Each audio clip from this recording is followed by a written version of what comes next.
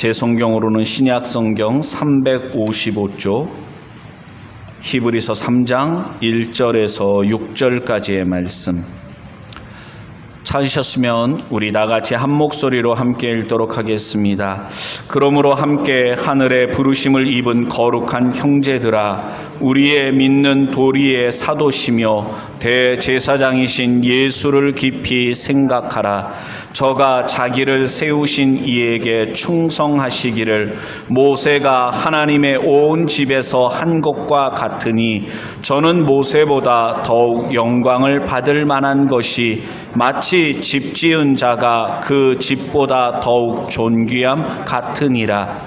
집마다 지은 이가 있으니 만물을 지으신 이는 하나님이시라. 또한 모세는 장래에 말할 것을 증거하기 위하여 하나님의 온 집에서 사환으로 충성하였고, 그리스도는 그의 집 맡은 아들로 충성하였으니, 우리가 소망의 담대함과 자랑을 끝까지 견고히 잡으면 그의 집이라. 아멘. 할렐루야. 하나님께서 이 시간에도 귀한 은혜 주실 줄로 믿습니다. 성도 여러분, 그런 일은 정말 일어났으면 좋겠다 하는 바람이 있는데, 어떤 거냐면 한번 이런 이야기를 상상해 보십시오. 월요일이 됐습니다. 어느 직장에서 직장 상사와 부하가 대화를 나누는 겁니다. 저 과장님, 저 드릴 말씀이 있습니다. 뭔데? 얘기해봐. 저 다른 게 아니고요, 저 어제부터 교회 나가게 됐습니다. 그래? 야, 정말 잘 됐구만. 정말 축하하네. 야, 나도 교회 가고 싶은데 아직 이 술 담배를 못 끊어가지고서 내가 못 다니고 있는데, 야, 자네 드디어 교회를 가다니 정말 축하할 일이네. 아유, 과장님, 아닙니다. 사실은 저도 아직은 이 술 담배 잘 끊지는 못하는데 제 아내가 그러는데, 그 술 담배 끊을 때까지 기다렸다가는 교회 못 간답니다. 신앙생활 하다 보면 하나님께서 은혜 주셔가지고서 술 담배 문제도 해결할 수 있게 해주시고, 뭐 여러 가지 문제도 해결해 주신다 그래서 일단 아내 따라서 교회를 나가게 됐습니다. 과장님도 다음 주에는 저랑 같이 교회 가보시면 어떻겠습니까? 그래? 그랬단 말이야? 그럼 나도 한번 같이 가볼까? 이런 일이 정말 흔하게 일어나야 되는데, 여러분, 교회 다닌다고 여러분들 직장이나 친한 친구들한테 오픈하고 계십니까? 혹시라도 숨기고서 계신 분이 있지는 않습니까? 주일날 교회 나가서 예배드리고 왔다는 것을 떳떳하게 공개하기가 쉽지 않은 사회에서 우리는 지금 살고 있습니다. 특히나 코로나 아주 엄중했던 시기에는 얼마나 더 심했습니까? 아예 정부에서 대면 예배 금지, 비대면 예배로 유튜브 라이브 방송으로만 예배를 드리라 그래서 얼마나 힘든 시간들을 보냈습니까? 여러분들 집에서 유튜브 라이브 방송으로 예배 드리면 어떻습니까? 한두 번은 뭐 드릴 수 있는데 계속 드리다 보니까 영적으로 너무 교회 가서 예배 드리고 싶다, 그냥 마음껏 기도하고 싶고 찬송하고 싶은데 집에서는 그게 안 되는 거지 않습니까? 예? 코로나가 터지고서 얼마 안 됐을 때 우리 교회 성도님 한 분 이사 가셨다 그래서 이사 예배 드리러 갔었는데, 예배 드리고서 식당에서 식사하는데 전화가 와요. 집주인한테서 전화가 온 거예요. 같은 그 빌라 옆집에 사는 사람이 신고했다는 거예요. 그런 상황에서 우리가 살았던 겁니다. 코로나19가 끝나고 이제 어느 정도 완전히 끝난 건 아니지만, 코로나 이전으로 회복되는 속도가 세계에서 우리나라가 뭐 최고라고 하긴 하는데, 정말 우려되는 게 뭡니까? 코로나 이전의 회식 문화는 빨리 회복됩니다. 예? 뭐 4차, 5차, 우리 한국 사람들 아주 그냥 끝장을 보지 않습니까? 직장에서 회식하면 뭐 식사하고 노래방 가고 뭐 최근엔 안 그런다고는 하지만 하여튼 뭐 또 술 먹고 뭐 4차 5차 얼마나 먹어대고 그렇게 했었습니까? 그런 건 빨리 회복돼 가는 것 같은데 신앙생활은 너무나도 더디게 회복되는 것 같습니다. 국민일보 보니까 대다수의 교회가 코로나 이전 나왔던 성도들 중에 한 20, 30%는 코로나가 어느 정도 진정됐는데도 다시 교회에 나오지 않고 있다. 뭐 이런 양들을 찾아 이렇게 해야 된다. 어떤 그런 특집 기사도 나오는 것을 본 적이 있습니다. 쉽지 않아요. 예수님 믿고 신앙생활 하는 것을 떳떳하게 드러내기가 쉽지 않은 때에 우리가 신앙생활하고 있는데 오늘 우리만 그런 건가? 아니라는 겁니다. 기독교 2000년 역사를 볼 때 예수님을 믿고 있음을 담대하게 드러내면서 신앙생활한 적은 흔치 않아요. 많지가 않습니다. 오늘 우리가 함께 읽은 히브리서의 이 말씀도 저자가 누군지는 몰라요. 뭐 사도 바울이라고 하는 경우도 있고 사도 요한이라고 하기도 하지만 정확하게 누가 썼는지는 알 수 없습니다. 그러나 대략 시기적으로 봤을 때 주후 60년에서 70년 사이인 걸로 짐작을 해요. 왜냐하면 예루살렘 성전이 파괴된 것이 주후 70년인데 그 관련된 이야기가 여기 나오지를 않거든요. 그래서 대략 그때쯤으로 추측하는데 왜 이 히브리서의 말씀이 쓰여졌는가? 초대교회 성도들에게 성령님께서 누군가는 알 수 없지만 어떤 그리스도인을 통해서 히브리서의 말씀이 전해지게 했냐면 그때도 예수님을 믿는다는 것을 떳떳하게 밝힐 수가 없는 지금의 우리가 당하는 어려움과는 상상을 초월하는 핍박, 박해, 순교를 각오하고 살아야만 했습니다. 특별히 유대인으로서 그리스도인이 된 사람들이 있어요. 히브리서의 말씀은 1차 수신자들이 그들입니다. 태어나서 자란 것은 유대 문화였습니다. 그래서 할례도 받았고 모세의 율법을 지키면서 성장했습니다. 그러다가 어느 날 누군가를 통해서 예수님에 대한 십자가 복음을 듣게 됐고 예수님을 믿고 거듭났습니다. 그런데 유대 사회가 얼마나 폐쇄적인지 기독교인이라고 하면은 그 사회에서 철저하게 고립되는 겁니다. 물건을 살 수도 없고 팔 수도 없고 그 지역 사회에서 완전히 배교자로 이단자로 취급을 받아서 너무나도 힘든 겁니다. 그래서 다시 유대계로 돌아갈까 고민하는 그런 사람들이 나오기 시작했습니다. 다시 유대교로 돌아가려고 하는 자들에게 그래서는 안 된다. 너희들이 십자가 복음을 통해서 거듭났는데 다시 옛 율법으로 돌아가서는 안 된다. 우리가 이 시간에 함께 읽은 히브리서 3장 1절부터 6절까지의 말씀을 쭉 읽어보면 모세와 예수님을 비교하고 있습니다. 유대인들에게 있어서 지금도 모세는 신적인 존재입니다. 비교할 대상이 없을 정도로 존경받고 사랑받는 특별한 사람이 모세입니다. 근데 여기 말씀을 보니까 모세도 하나님께 충성된 일꾼이었고 예수님도 충성하신 분인데 질적인 차이가 있음을 말합니다. 모세와 예수님을 비교하고 있는데 사실은 비교 불가다라고 말씀하는 것입니다. 왜 그렇습니까? 지금 우리가 말씀을 읽은 내용을 살펴보면 모세는 하나님의 집에 충성된 일꾼이지만 예수님은 아들이라는 겁니다.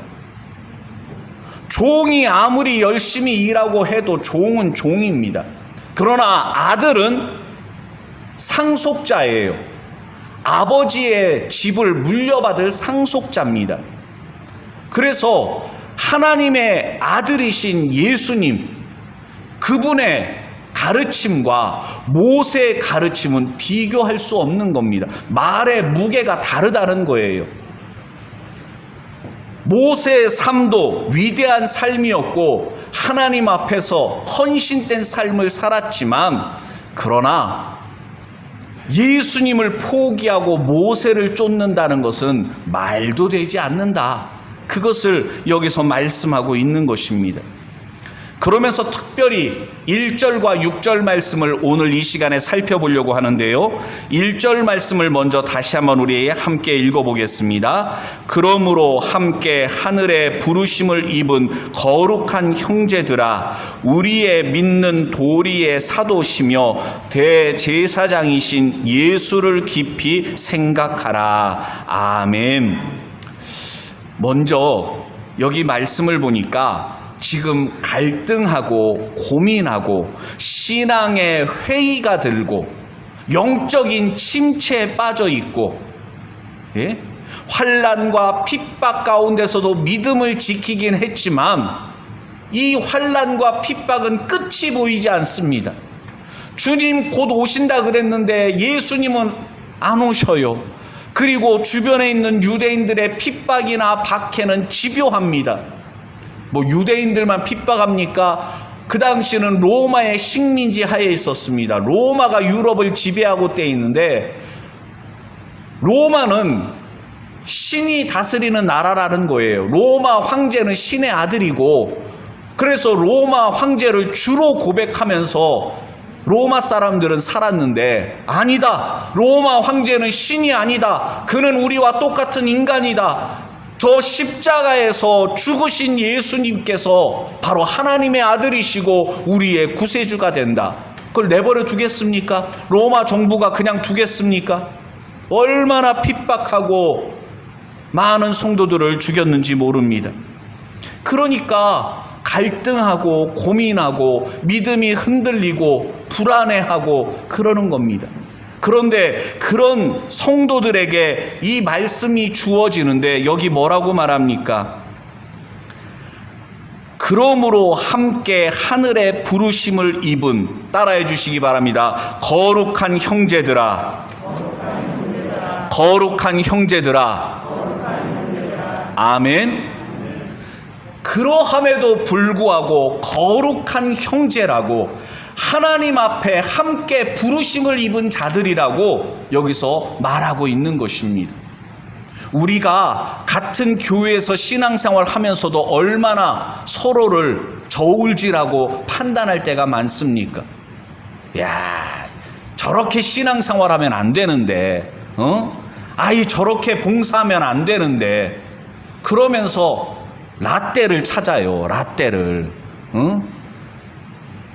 라떼는 참 교회 차가 없어도 말이야, 애를 등에 업고 손 잡고 구역 예배 다니고 봉사로 다니고 그랬는데 말이야, 라떼는 말이지 교회 청소할 때 말이야 그냥 머리카락 하나 뭐 하나 없이 그냥 깨끗하게 청소했는데, 요즘 젊은 사람들은 청소를 대충 하는 것 같아.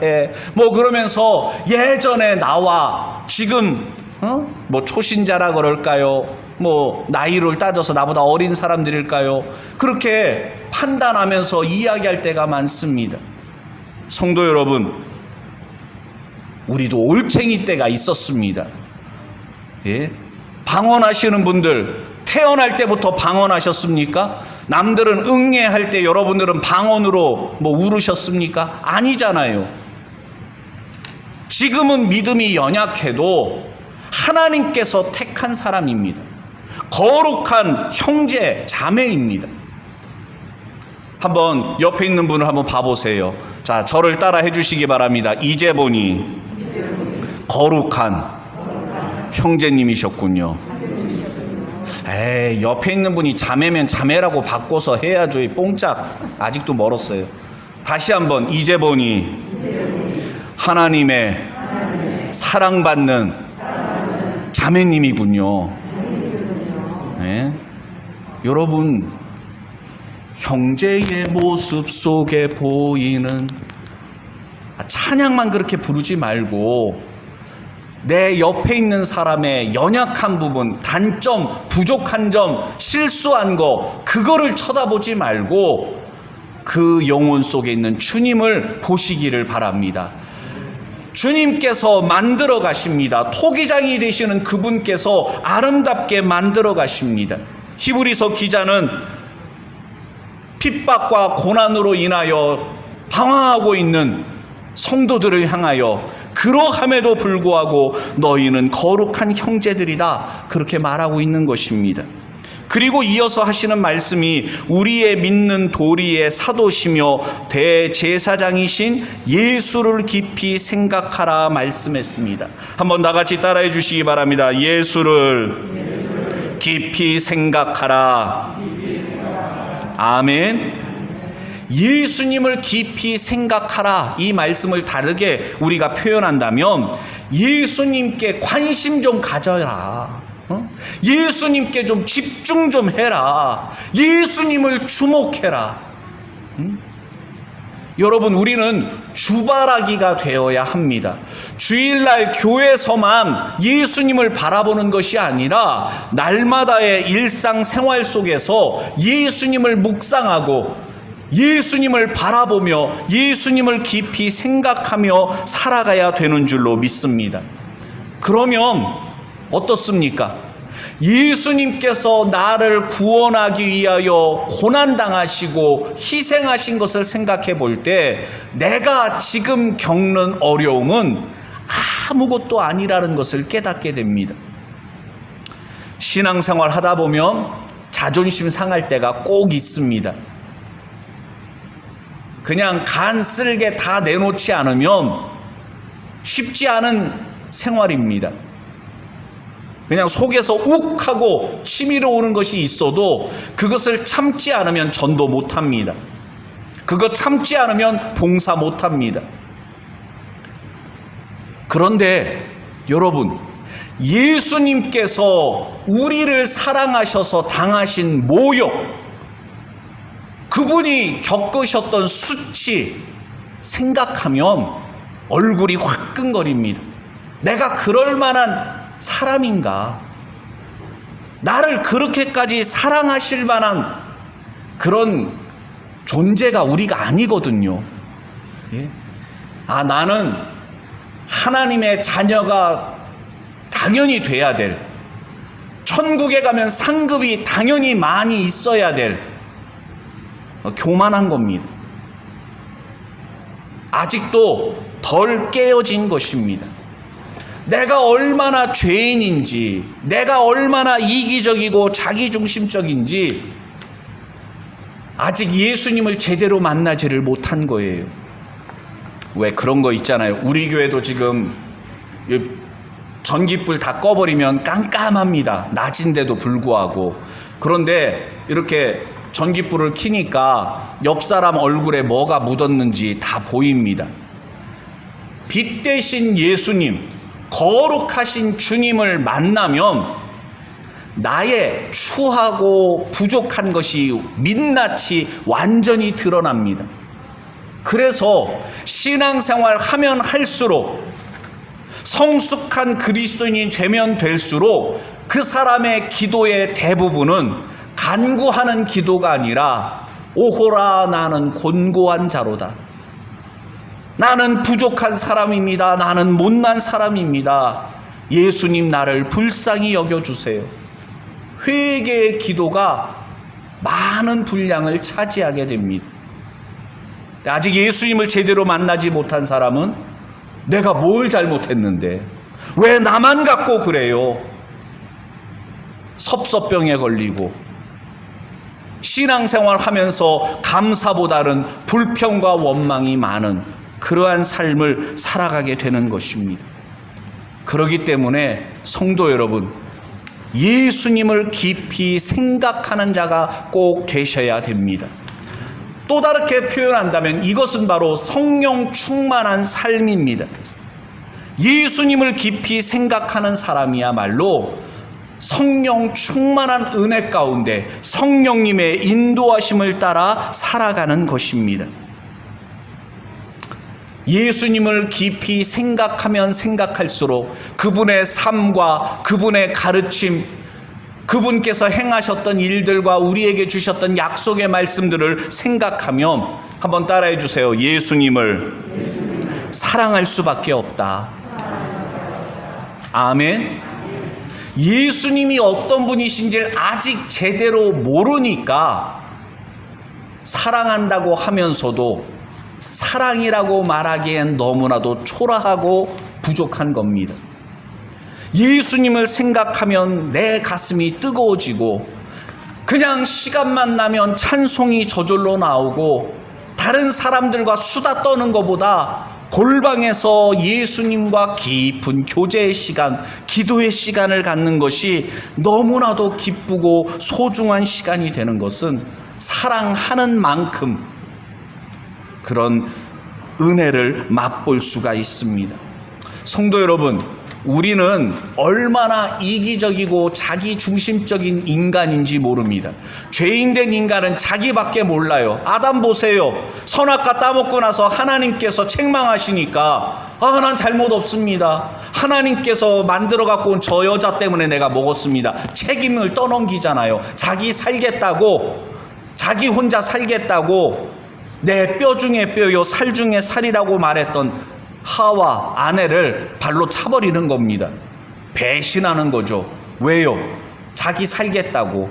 자기 애가 그만큼 죄인인 인간들에게는 아주 도드라지는 특징이라는 것입니다.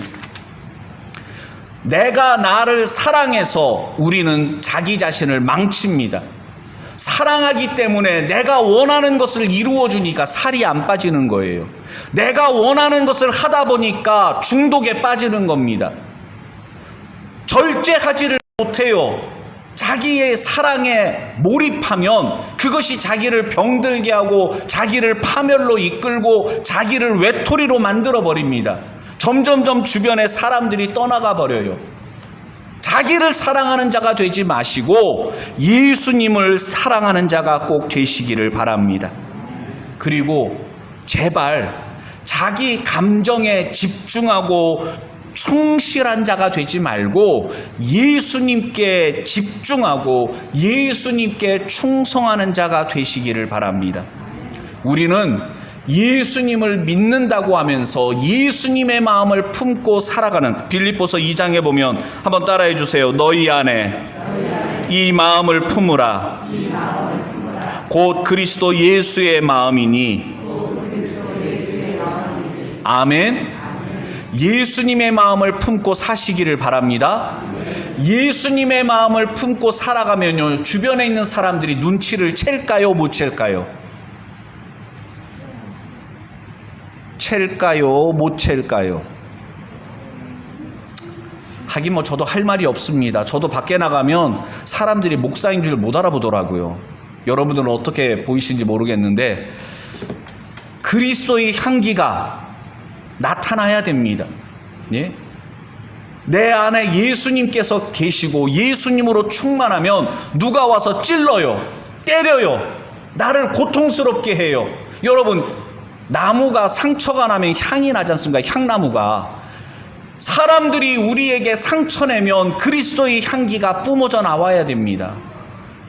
우리를 통해서 살아계신 하나님을 사람들이 봐야 됩니다. 그것이 바로 하나님께 영광 올려드리는 삶인 것입니다.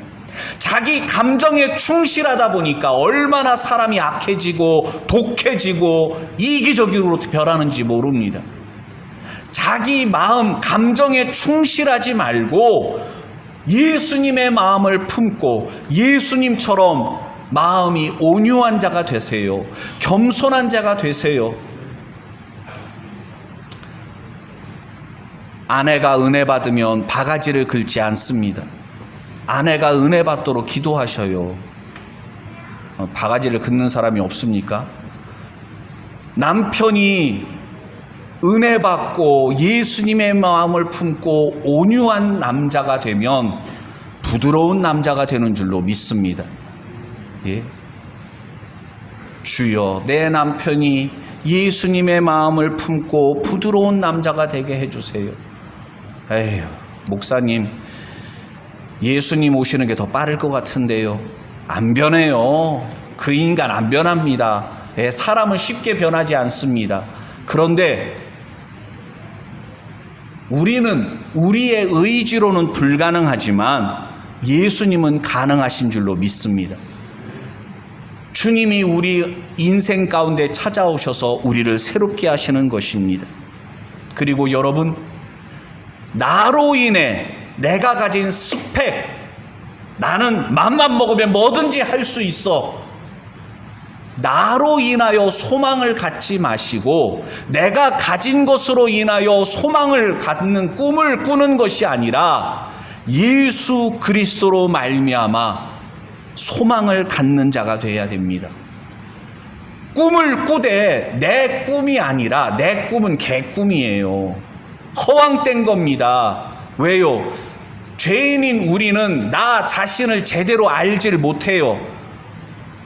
이번엔 된다니까요. 나만 믿으라니까요. 이 중독에 빠진 사람들의 특징이거든요. 이번에는 꼭 된다는 거예요. 이번 한 번만 도와달래요. 도와줘 보세요. 될까요? 안 됩니다. 내 생각으로는 틀림없이 될 것 같은데 아니올시답니다. 또 속으면 안 됩니다. 성도 여러분, 우리의 소망은 예수님께 있습니다. 예수님께 소망을 두고 예수 그리스도로 말미암아 꿈꾸는 인생, 예수님께서 주신 마음을 가지고 세상을 바라보는 겁니다. 겨우 내가 살고 있는 이 동네, 부평구 여기만 이렇게 바라보는 것이 아니라 예수님의 마음을 품고 민족과 열방을 바라보면서 이 시대를 바라보면서 주님 오실 날이 다가오고 있구나. 신랑 되신 예수님 앞에 부끄럽지 않은 모습으로 내가 서야 될 터인데, 여러분 그런 생각, 그런 모습으로 우리가 살아가야 되는 것입니다. 자, 6절 말씀 다시 한번 함께 읽어봅니다. 6절 말씀, 그리스도는 그의 집 맡은 아들로 충성하였으니 우리가 소망의 담대함과 자랑을 끝까지 견고히 잡으면 그의 집이라. 아멘. 지난 4월 97세의 나이로 별세한 한 미국인이 있었습니다. 윌리엄 웨버라는 분이신데 지난 6월 달에 미국에 있는 버지니아주의 알링턴 국립묘지에 안장되신 분이십니다. 이분은 좀 특별한 분이신데 6.25 전쟁 때 우리나라에 와서 많은 전투에 참가를 하셨습니다. 그러다가 전투 중에 오른쪽 팔을 잃어버렸습니다. 그리고도 싸우다가 그 다음날 오른쪽 다리를 잃어버렸습니다. 오른쪽 팔과 오른쪽 다리가 희생된 상태에서도 이분은 전역하지 않고 군 생활을 계속합니다. 그리고 대령으로 제대를 하게 됩니다. 이분이 6.25를 앞두게 되면 해마다 여러 가지 언론의 인터뷰라든가 여러 가지 이렇게 나온 적이 있었는데, 그분이 돌아가기 얼마 전에 이런 인터뷰를 했다고 합니다. 자기가 오른팔과 오른다리를 6.25 전쟁에서 잃어버렸습니다. 그런데 자기의 부상에 대해서 그는 뭐라고 얘기했냐면, 자유를 위한 상징이라는 것이 나는 자랑스럽습니다. 자기의 삶을 후회하지 않았습니다. 6.25 전쟁에서 자기의 오른팔과 오른다리를 잃어버렸지만 그는 그것을 오히려 자랑스럽게 여겼습니다. 오늘 여기 6절 말씀을 보면 우리의 소망의 담대함과 자랑을 끝까지 견고히 잡으라 말씀하고 있습니다.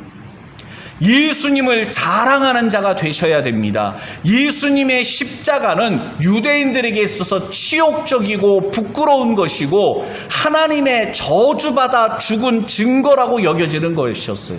왜 그러냐면 갈라디아서 3장에서도 이런 말씀이 있습니다. 그리스도께서 우리를 위하여 저주를 받은 바 되사 율법의 저주에서 우리를 속량하셨으니 기록된 바 나무에 달린 자마다 저주 아래 있는 자라 하였음이라. 여기 기록된 바, 구약 성경에 기록되어 있다는 얘기인데 그 기록된 것이 어디에 기록되어 있냐면 신명기 21장에 기록되어 있습니다. 신명기 21장 23절, 나무에 달린 자는 하나님께 저주를 받았음이니라. 그렇기 때문에 유대인들 입장에서 예수님은 선지자도 뭣도 아닙니다. 하나님의 저주받아서 십자가에서 죽은 자가 무슨 메시아냐? 자기도 구원하지 못한 자가 누구를 구원한단 말이냐? 그것이 유대인들의, 유대교에 있는 사람들의 입장이고 생각이었습니다. 그런 사람들 앞에서 이 히브리서의 말씀은 그런 유대교에 있다가 기독교로 개종했었던 그리스도인이 된 사람들이 다시 유대교로 돌아갈까 고민 중에 있잖아요. 유대인들은 구약 성경의 말씀, 율법의 그 말씀을 가지고 예수님을 하나님의 저주받은 사람이라고, 유대인의 수치라고 그렇게 매도하고 무시하지만, 성도들아, 너희는 예수님을 자랑하는 자가 되어야 한다.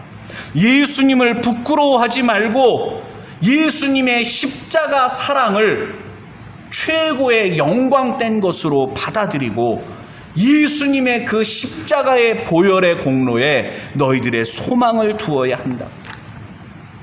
얼마나 핍박이, 얼마나 고통이 심했으면 그런 그들에게 권면하면서 한번 따라해 주시기 바랍니다. 끝까지 견고히 잡아라. 너희가 끝까지 견고히 잡으면 그의 집이라. 그의 집이라는 것은 교회, 성도, 신앙 공동체를 의미하는 것입니다. 그러니까 특별한 어떤 개인이 아니라 초대교회 성도들, 신앙 공동체, 교회를 향하여 이 말씀이 주어진 것이라는 것을 여기서 알 수가 있습니다. 우리가 가진 소망, 여기서 소망은 헬라어로 엘피스라는 단어였는데요. 이것은 성경에서 보면 부정적인 희망은 하나도 해당되지 않고 긍정적인, 항상 좋은 것에 대한 기대를 가질 때 신약 성경에서 사용되었던 단어가 엘피스라는 단어입니다. 한번 따라해 주세요. 엘피스. 지금 여러분들에게 엘피스 소망이 있으십니까? 예수 그리스도로 말미암아 여러분들이 말씀에 의지하여 긍정적인 기대, 소망, 내일에 대한 희망이 있으십니까? 내일에 대한 희망이 있는 사람의 얼굴은 환합니다. 한번 옆에 있는 분들 얼굴 봐보세요. 마스크를 쓰고 있으니까 제대로 얼굴을 볼 수가 없는데, 내일의 희망, 예수 그리스도로 말미암아 소망을 가진 자는 얼굴이 환합니다. 한번 따라해 주세요. 내 얼굴이 뭐라고요? 내 얼굴이 전도지입니다. 여러분들의 얼굴 전도지가 구겨져 있으면 안 돼요. 예수 그리스도로 말미암아 내일에 대한 소망과 희망을 가진 얼굴은 환합니다. 쫙 펴져 있습니다. 오늘 우리는 히브리서 3장 1절부터 6절까지의 말씀을 함께 살펴봤습니다. 윌리엄 웨버라는 사람은 부끄러워하지 않았습니다. 오른팔과 오른다리를 잃어버렸지만 그것은 오히려 그에게 영광의 자랑거리가 되었습니다. 왜냐하면 대한민국의 독립을 위해서 희생했기 때문입니다. 많은 한국 사람들을 구원하는데 그가 헌신했다는 증거가 되기 때문입니다. 사람들에게 있어서 십자가는 사형 틀입니다. 그러나 우리에게 십자가는, 우리가 바라보는 십자가는 우리를 향한 예수님의 사랑의 증거가 되는 것입니다. 우리에게 하늘나라의 소망을 갖게 하는 것입니다. 그러므로 우리가 가진 십자가의 복음을 부끄러워하지 말고 예수님을 자랑하는 삶을 살아가시기를 바랍니다. 새로운 한 주간 우리의 대제사장이신 예수님을 깊이 생각하며 살아가는 우리가 되기를 바라보며 소망하며 우리 다 같이 함께 주신 말씀 생각하며 기도하겠습니다.